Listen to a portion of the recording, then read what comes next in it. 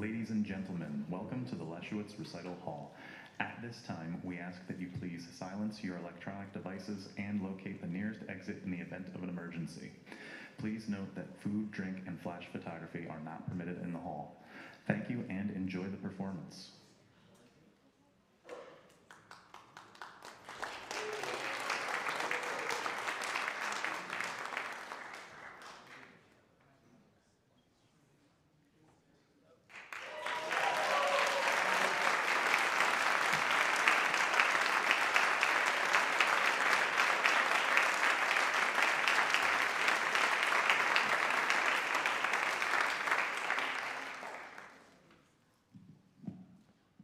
Afternoon, everybody. It's going to be that kind of audience today. Okay, good. I'm Tony Mazzocchi, director of the Cali School. I believe you know who this is. Béla Fleck. I am so happy he's here with us, and I'm actually so happy you all are here with us as well. It actually brings me such great joy to have this place alive like this, especially during these moments. And thank you for all being here. It's great to see the students. I know our faculty are here, and then a lot of unfamiliar faces, which is actually really, really great. That means that our communities are coming together. And that really is the essence of what this immersive residency program was about, that we have these, world-class artists come here, and Béla's been here for 3 days already, a 4-day residency. I guess I'll tell you right now, yours is one of the longest ones, so sorry about that, but it's been great. And to really just, what we say, connect the dots. And this is really connecting the dots around, people. And I'm really, really glad you all are here. Let's let that phone get shut off real quick. And maybe all the others. This does not happen on its own. I want to quickly thank, first of all of our faculty and staff here at the Cali School and our students for being so open to this.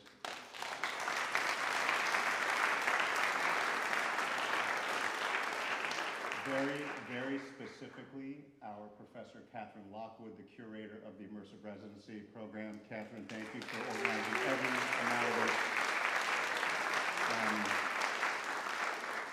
And the woman behind the scenes who takes care of every single ounce of this as well, Associate Director Stephanie Hagerstone. There's Stephanie. Thank you, Steph. And everybody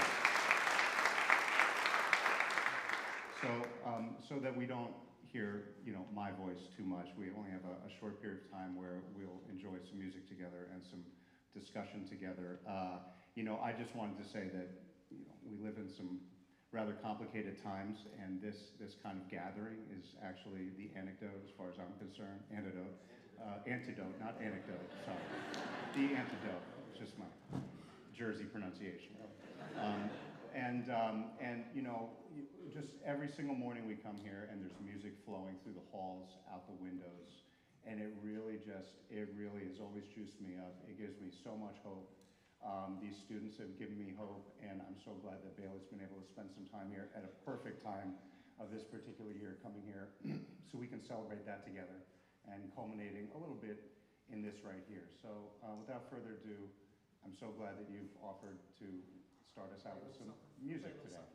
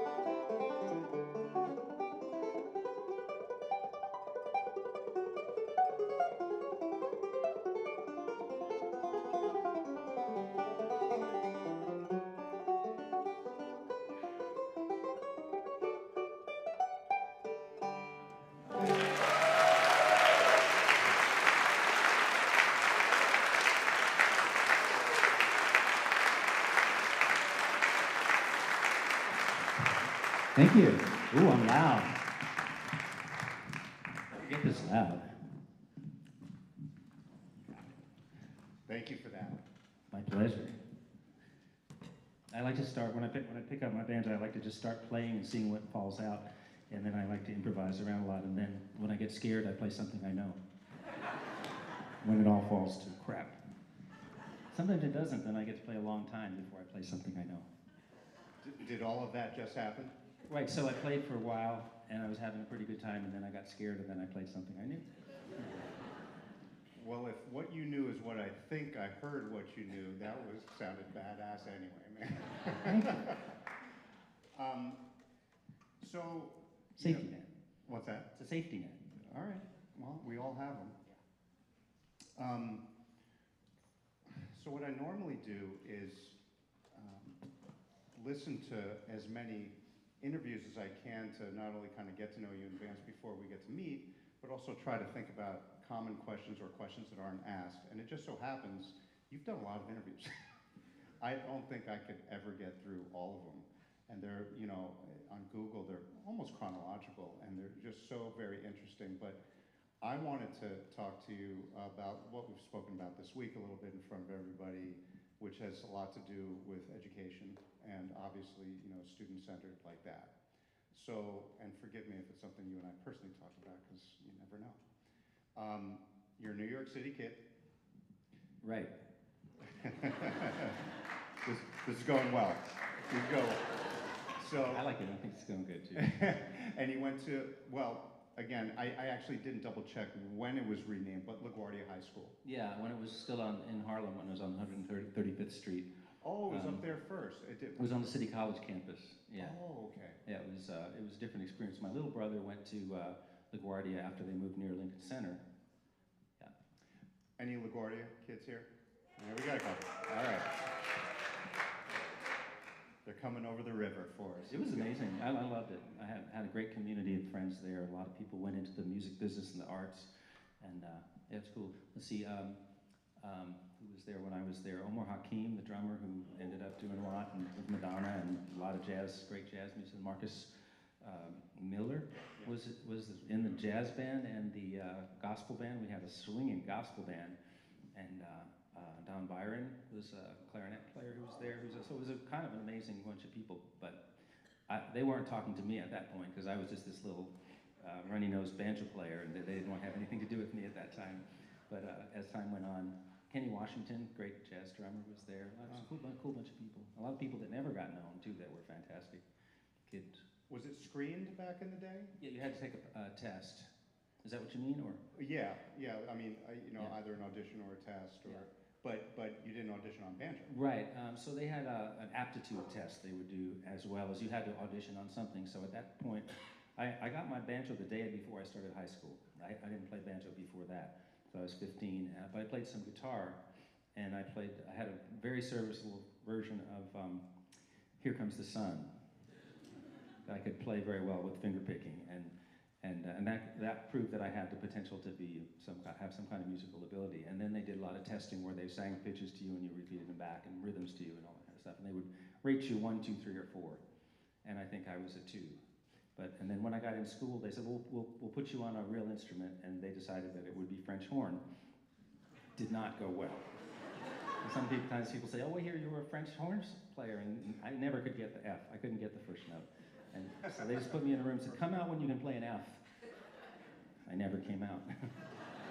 So at a certain point, they had a conference, and they said, hey, they came to me with an offer. Would you like to be in the chorus? Because we don't have enough guys in the chorus, and it seems like you. So they put me in the chorus. And so I sort of screamed my way through high school while I was learning the banjo. By the time I got out of high school, I could play the banjo, and I could join professional groups, so that's what I was doing all the time.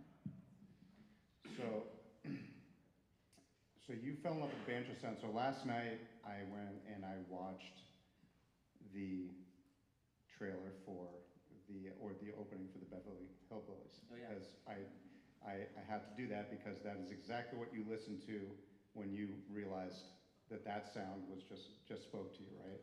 Yeah, so maybe I was, I don't know how old I was I got to go to my grandparents' place in Queens. My grandfather had a car wash in Queens, and some fluke, they actually let us watch television during the day, me and my older brother, and the Beverly Hillbillies came on.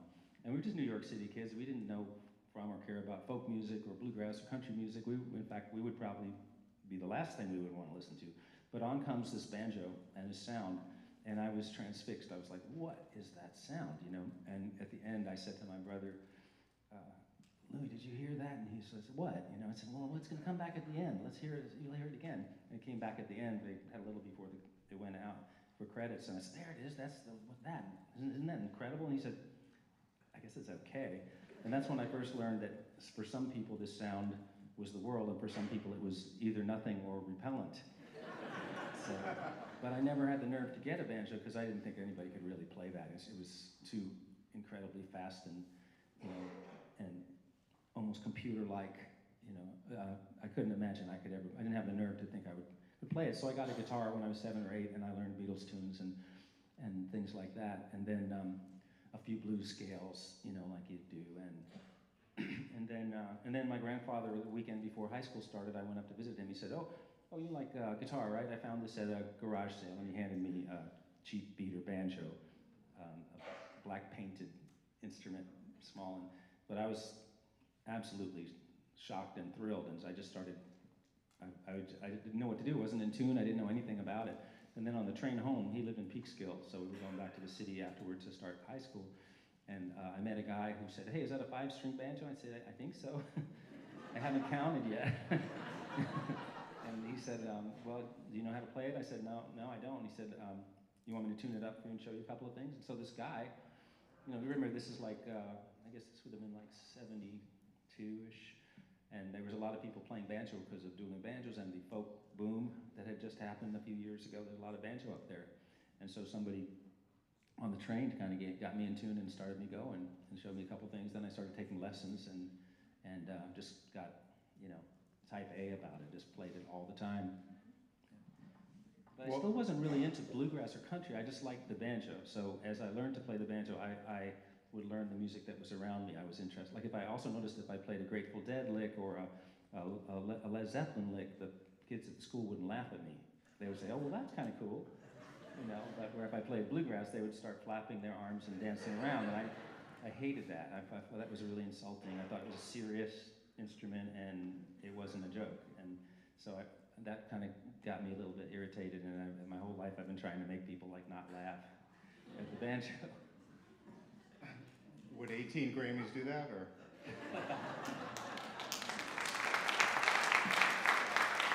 So actually, but to fast forward, right?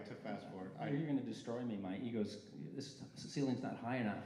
That's good. Well, you know, you're welcome. But you, really, to fast forward, right?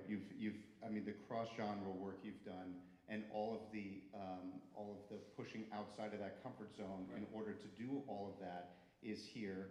And then that banjo, the day before LaGuardia, is here, and in between is no formal institutional training. Right, and that's interesting that you want to talk about that, because you are in a formal musical institution. No, but I mean, it's a problem, because there's a lot of things you can't learn in an institution, and there are a lot of things that you can.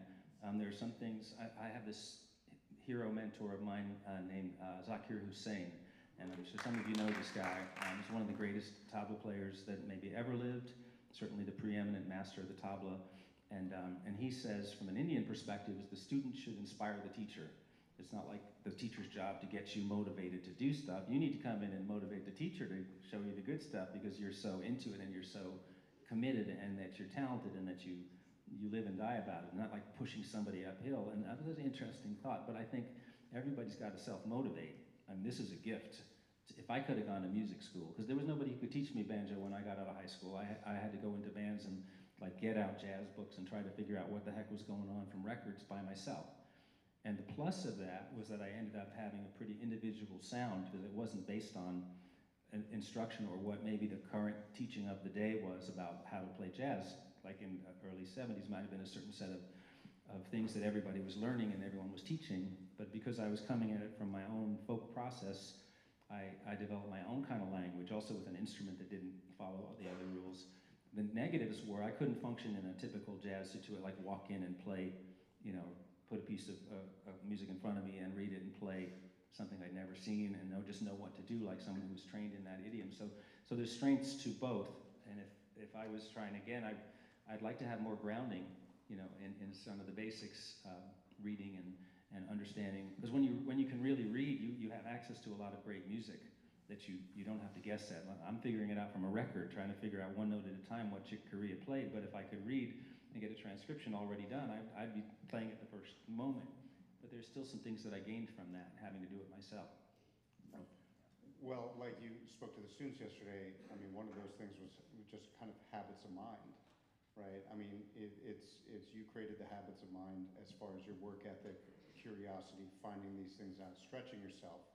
And you're kind of bringing that. That doesn't change whether you're in an institution or not. Right. That should be. Everybody has that amount. Their amount of it in their natural personality. They kind of born or evolved to it by this point. A teacher can really motivate. Point you to the things that you don't know, and it can be helpful. But the student has to play a big role in this too, because even the greatest teacher will say, "Well, that student really taught themselves. I just kept pouring, oil on the flame, and they just burned brighter and brighter because they were motivated and they did the work and they were committed in that way and they loved it, So that's.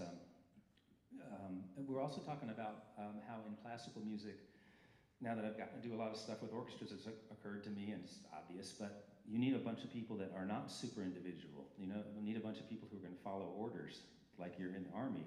Because the conductor is going to lead, and he doesn't want 25 different approaches to violin in the string section.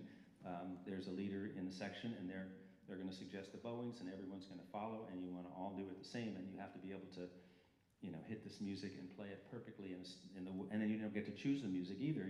If you're in an orchestra, in that place, individuality might prove to be a negative. But if you're in any sort of improvising music or any kind of folk music or something that's more maybe smaller group, maybe even a string quartet, where that individuality and that personal style is going to actually be helpful, so that you got to figure out what you want to do. Maybe you could do both. Be good enough to blend in and do what is needed in a situation where you have nothing to say about it, and the time when you do have the freedom to have the personality to have your own idea of how to do things. Well, to that point, and then I don't want to forget about the mission thing we were talking about, but to that point, considering, that we do set music schools up with specializations and things like that, knowing how you've done what you've done, and now that you've seen it, like you said, the classical music, is there anything and you've seen a little bit about what we're doing here, is there anything, if you were to develop your own school, that you would kind of say, this is a must-have here? I would definitely put a lot of focus on how to look for what's missing out there, so you can be the person that is doing something different from other people. Because I think if there was 25 banjo players in 1973 learning to try to play like Chick Corea or trying to learn to do the stuff I was trying to do, then I wouldn't have had I would have had a much harder time getting out there. There wasn't anybody else doing it, so I got lucky that the thing that I happen to love, there was gap. There wasn't anyone doing it, so I was able to get the attention to build a career. But even if you play an instrument that everybody plays, you've got to find a way to be yourself and have your own unique perspective. But I still, if you're thinking about a career, you've got to look at, what's out there. Where are their jobs?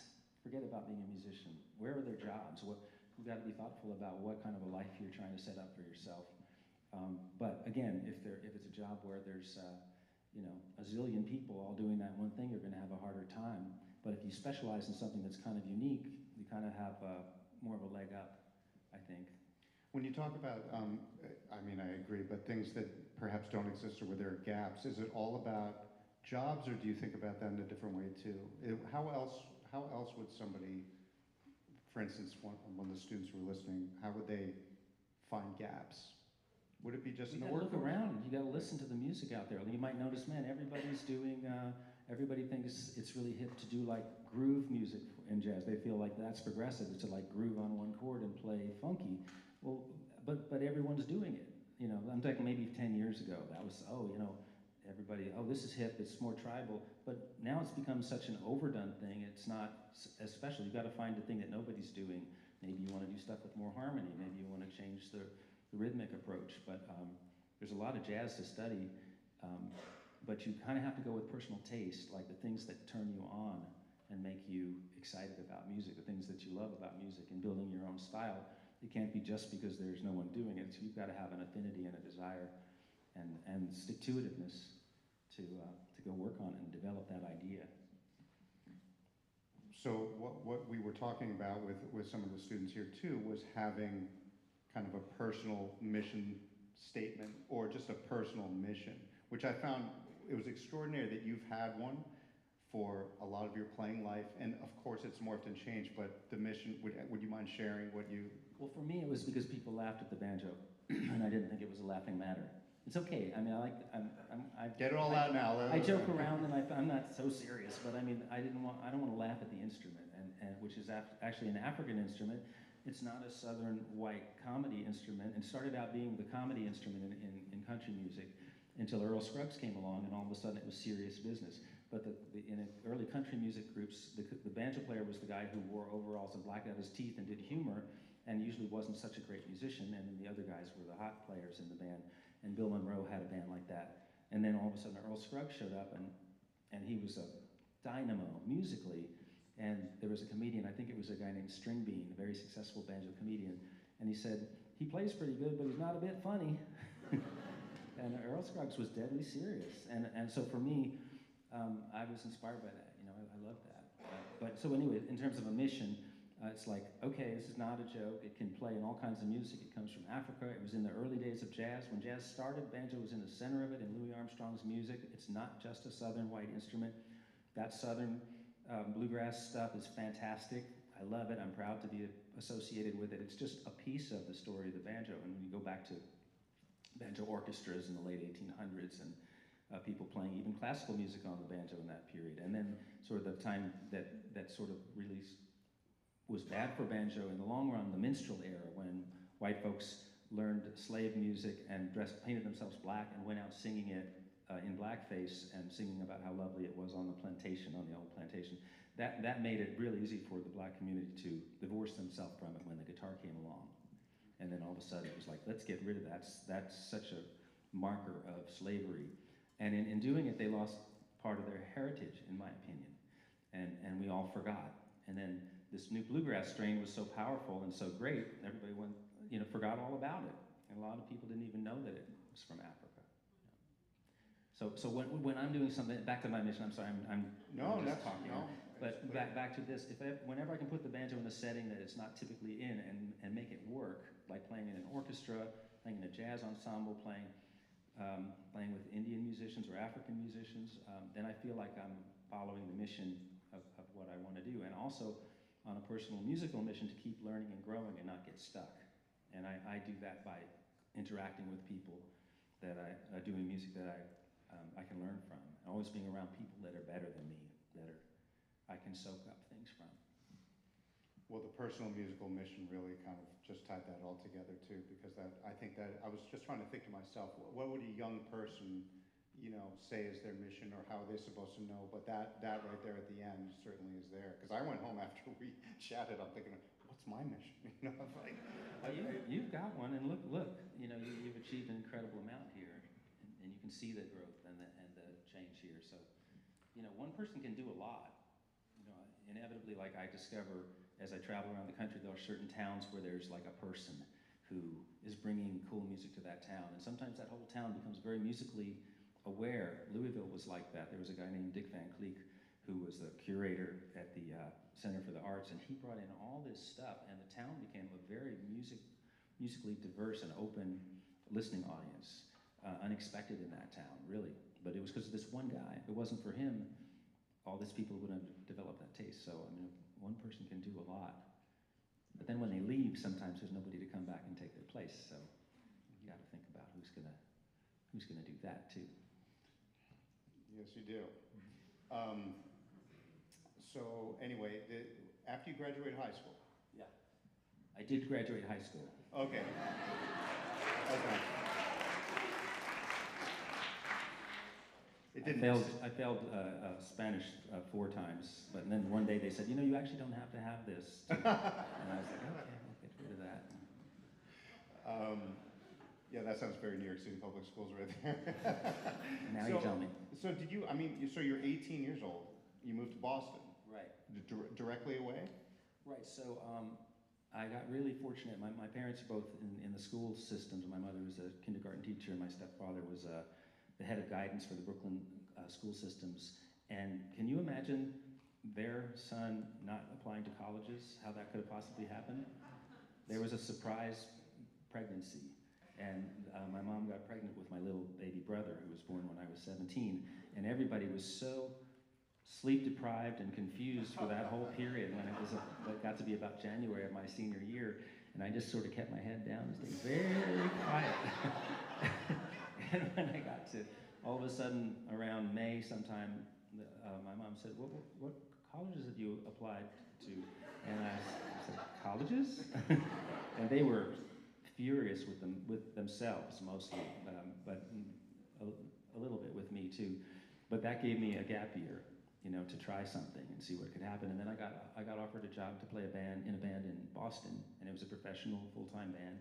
And I went up there and did that. And then eventually I moved to Kentucky and started trying to learn to not just be a Yankee banjo player. That's a thing. The Yankee banjo player is somebody who doesn't really doesn't come from where the music comes from, and maybe is more inventive but doesn't have the fundamentals down. And so I really started studying the fundamentals. But at this point, my musical personality was already pretty intact, so studying that didn't wipe out the creative ideas I'd been thinking about from the beginning. So that's important. You don't want to squash people's creativity in a school setting either. You've got to figure out how to let their own ideas stay alive and stay, you know, you don't want to get too separated from those by practicing a ton of things that people tell you to do. It's again. What was the instrumentation of the first band? Just a straight bluegrass band, so it was dobro, guitar, bass, mandolin, banjo. I don't think we had a fiddle in the band. When you moved to Kentucky? It's called Tasty Licks, unfortunately.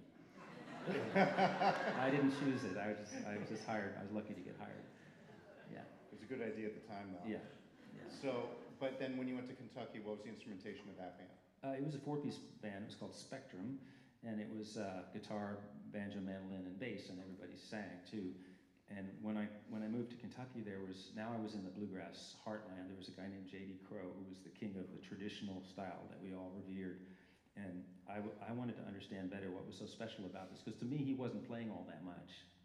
You know what I mean? It was all about this groove and this time, but there wasn't a lot of musical ideas to me at first listen, as opposed to the Northern Yankee players like Bill Keith and Tony Trischka, who were doing like gobs of stuff, but they weren't doing with this Southern feel. And so when I got down there, it was all about learning about tone and taste and time and a certain sensibility. And I wanted to be able to play with the Southern people and not have them go, yeah, Yankee banjo player, no thank you. I wanted them to go, oh, he understands our music and he has some different things to share too. And so I wanted to be, and I don't think I ever got to be the Southern banjo player I wanted to be, but I got a lot better at it, and it strengthened all the other music that I did. Do you feel like it was a combination of getting into that through playing and mostly listening, 50-50, more listening, more playing? I'm just curious because... Well, bluegrass is a team sport, right? Yeah. Like being in the string quartet, everybody's got to learn to back each other up, and you do a lot of jamming, you do a lot of playing with other people, but a bluegrass band is really got to listen to each other and really connect. It's a very personal, tight little unit, and but I'm not sure what the question is. But no, I mean... You learn about the rhythm it's supposed to have. The guys that I was in the band with had previously played with J.D. Crowe, who had the best rhythm and tone of any banjo player maybe who ever lived. So I thought if I could play with those guys, I ought to be able to figure out how to do what he was doing, because he did it with them. Right. As opposed to playing with some of the northern players who really didn't understand that feel. I couldn't get my hand to do that. But then when I played with, for instance, this guy Tony Rice, who we were talking about, who had that feel, like he was in J.D. Crowe's band as well. And when I played with him, it's like my hand went by itself. I didn't have to do anything. Something about his rhythmic powers were so enabling to the other musicians. So we all learned to try to do that, how to support and propel each other to do things that we you know, that's part of the bluegrass ethos, the support, defense. If you're a basketball team, not just the person who sinks Yeah. it, but setting it all up, setting each other up. I'm trying to figure out how to ask this question, but so because right now you're in your element, even though going from a Yankee banjo player to maybe not so much, and then you became in there. But what was the first thing you got asked to do that was out of your comfort zone that maybe other people would say absolutely no to? That you're like, I'm going to go try this. Like maybe banjo doesn't fit here. When was the first time that happened? I don't know if it will work that way, because like when I was 17, I went to see Chick Corea and Return to Forever, and I just got bit by that, and I wanted to know how to play that. It wasn't like someone was asking me to do it. It was like I was begging to do it. I wanted the information.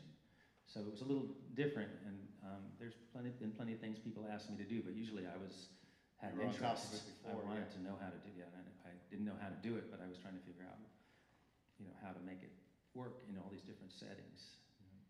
Well, actually, that's an important point to make, that you were ahead of it and you were stretching yourself out. I guess it would be akin to a trombone player wanting to learn cello music, right? Wanting to learn. Yeah, what a great exercise. Yeah. Play the cello suites on trombone. I'm sure someone does it. But at the same time, I was in this bluegrass band in Lexington, Kentucky. I was also hanging out with the jazz guitar players and sitting in at jazz clubs trying to play through changes. And I bought a real book and I was trying to figure out what all those chord symbols meant. You know, and it was all happening simultaneously, but I wasn't good at it. I kept trying to do this jazz thing, and it would always be kind of sucky. And I even had this great bunch of guys I was playing with in Nashville with some top session players, and we had a band called Banjo Jazz, and we went on tour and did a few dates, and then I listened back to the recordings, and I was like, this is not good enough. It's not going to work. And so I kind of gave up on the dream of having a jazz banjo group, and then out of nowhere, Victor Wooten, this incredible bass player, called me up on the phone and wanted to come over and jam. He'd heard me play in Newgrass Revival, the band I was in at that time, and was curious about the banjo techniques and how they might apply to the bass. And we sat down and started playing, and it was like, whoa. You know, all of a sudden, he and his brother showed up, Howard Levy showed up, and these people showed up, and they made my music work. It didn't work without the right musicians, and I was learning about chemistry and feel and all these things that have to work. And I've talked to other people. David Grisman is a great mandolin player who had a band who was very successful, jazzy, gypsy jazz almost mixed with bluegrass. And when you ask him, how did you come up with this incredible band? How did you think of this? And he said, it happened to me. I didn't dream it up. But once these people showed up, I knew what to do with them. And it's kind of like that, because I was watching him and other people exploring this idea. But when Victor Wooten and Future Man showed up, I was like, I had to quit bluegrass and try and do this, because I knew they weren't going to show up again. This was the one time those guys were going to show up. So it was two roads lie before you. What are you going to do? You're going to wish you did it your whole life, or you're going to go do it? And so I didn't expect it to go well. I just knew I was going to learn a lot and get to play the music that I wanted to play. And surprisingly, it went really well. That was not expected.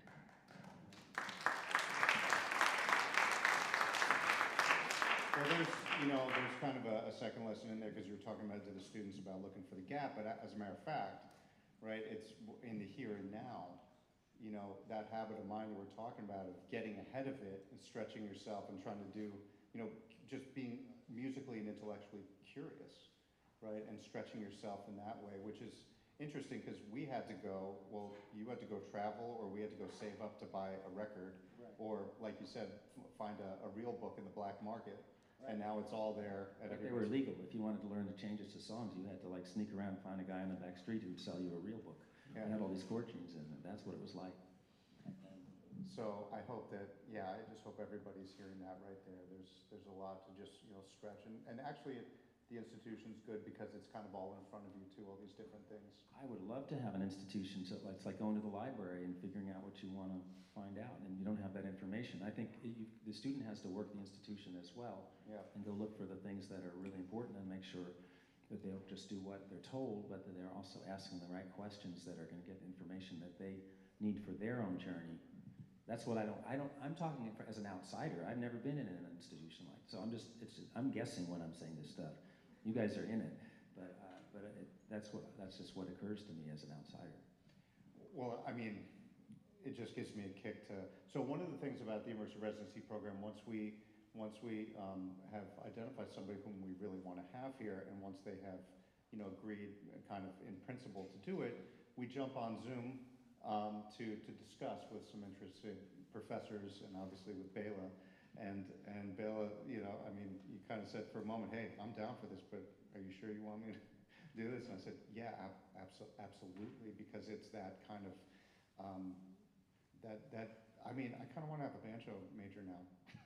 But it's that different, it was that different piece that was so absolutely important for other people to see, because your journey and how you've done it is actually the same. But like you said, you were missing a home. You created your own home, or I should say, you created your own course of study. Yeah, right. It's like somebody who has their masters, and they have to create the masters and then do the study. But and the school can help them. Your own the resources of the school and the teachers can be a huge help. But at a certain point, they have to make the call, and it has to be important to them too. It has to be what they want to do. There's a lot of work. So speaking of your, because 40 minutes goes fast. Speaking of your foray into classical, tell us about what you're about to do with our graduate Quartet-in-Residence, the Trillium Quartet. Sure. There was a period where I was hanging out. Still, one of my best friends is a guy named Edgar Meyer, and Edgar is one of the great bass players, upright bass players. And he came out of a classical background, but he was always very much his own man. He always had his own ideas, and often, diametrically opposed to a lot of what was taught. But he somehow became one of the greatest bass players who ever picked up a bow. And he was my friend that knew that world. He was a little younger than me, so when he moved to Nashville, he kind of wanted to learn from people like me and Sam Bush, Jerry Douglas, these people that were doing this new acoustic music that was interesting. But he started inviting me, hey, you should do some of this classical stuff too. I'll teach you, let's do a two-part Bach thing. And he would teach it to me so slow, one note at a time, so I could write it out in banjo notation. He'd take the time with me, and he taught me about a lot of different things about classical music. So eventually we wrote a double concerto for the Nashville Symphony, and then we wrote a triple concerto with Zakir Hussain for Nashville Symphony. And at this point I was like, there really needs to be a banjo concerto that a banjo player wrote someday. And so I got to do that. And then I had a record with, to put out and I had to figure out what to do with the rest of the record. Now my stepfather, Joe Palladino, a good Canarsie Italian, was a great lover of classical music and played the cello. And so he would always have people over to play string quartet and small group music at our house on Sundays, and I would sit and listen. And so I picked up some of that was already sort of embedded, some of that consciousness in me, even though as I was learning to play the banjo. So I thought, well, maybe writing a string quartet would be a fun thing to do, and that's what I did. I wrote a four-movement string quartet that went with the Imposter Concerto on that first classical record that I did. Yeah. What year was that? I don't know. Okay. Sure. We'll make one up. So we worked up with this. These guys are fantastic. We worked up one of the first movements so we could play it for you. And is that what we're doing? Well, why don't we have them come up, and then after you're done, maybe take two questions from the audience and call it a day. So yeah, please, everybody, welcome the Trillium String Quartet.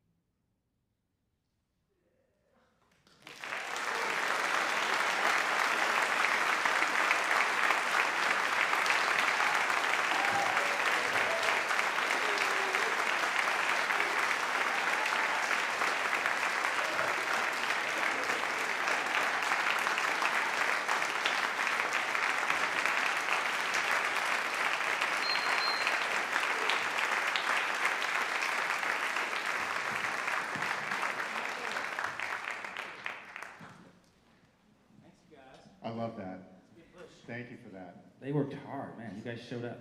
Thank you. Thank you very much.